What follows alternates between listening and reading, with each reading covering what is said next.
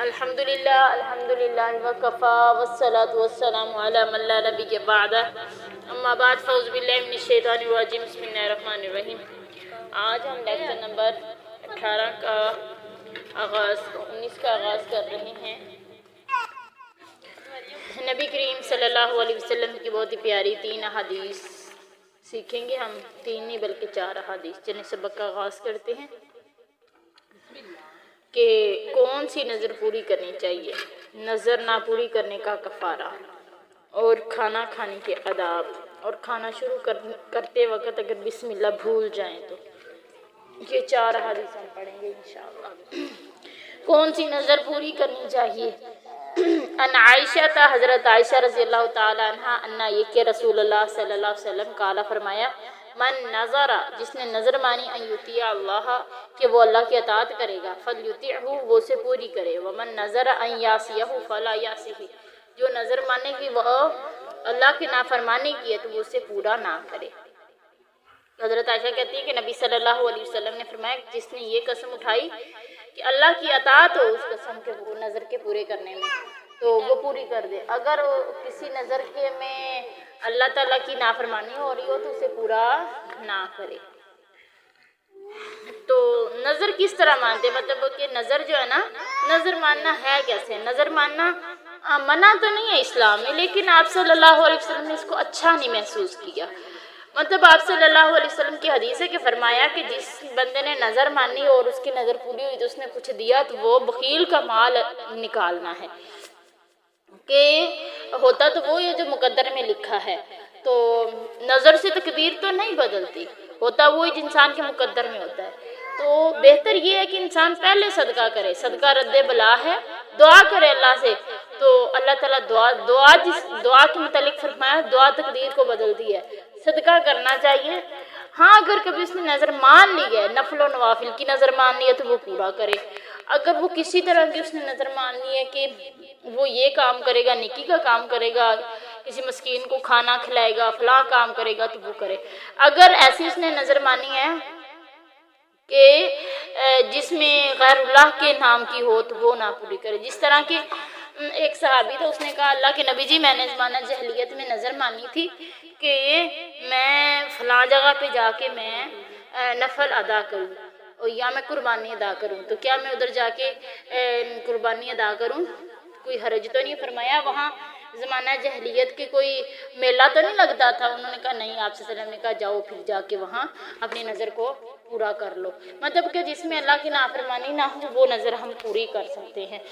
آگے ہے نظر نہ پوری کرنے کا کفارہ۔ اگر ہم نے کسی وجہ سے نظر نہیں پوری کر سکے یا پھر قسم نہیں پوری کر سکے تو کیا کفارہ ادا کرنا ہے؟ عقبہ بن عامر، حضرت عقبہ بن عامر سے روایت ہے کہ ان رسول اللہ صلی اللہ علیہ وسلم سے روایت کرتے کالا فرمایا کفارۃ النظر کفارۃ الیمین، نظر کا کفارہ وہی ہے جو قسم کا کفارہ ہے۔ قسم کا کفارہ کون سا ہے؟ کہ 10 مسکینوں کو کھانا کھلانا یا کپڑے پہنانا ہے، یا پھر یہ کرے کہ ایک غلام آزاد کر دے، یہ بھی نہیں کر سکتا تو پھر 3 دن کے روزے رکھ لے۔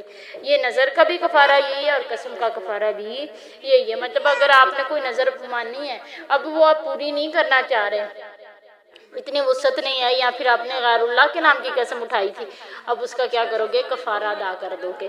تو کفارہ کیا کرنا ہے؟ یہ جو بھی بتایا ہے میں نے۔ کھانا کھانے کے آداب۔ حضرت عمر بن نبی سلمہ سے روایت ہے کالا کہتے کالا فرمایا میرے لیے رسول اللہ صلی اللہ علیہ وسلم نے سم اللہ اللہ کا نام لے، وکل یمینی کا اپنے دائیں ہاتھ سے کھا، وکل مما یلیک اور جو تیرے آگے ہے اس سے کھاؤ۔ حضرت عمر بن ابی سلمہ سے روایت ہے کہ نبی صلی اللہ علیہ وسلم نے فرمایا کہ بسم اللہ پڑھ کے کھانے کو شروع کرو، دائیں ہاتھ سے کھانا کھاؤ، جو تمہارے آگے ہے وہ کھاؤ۔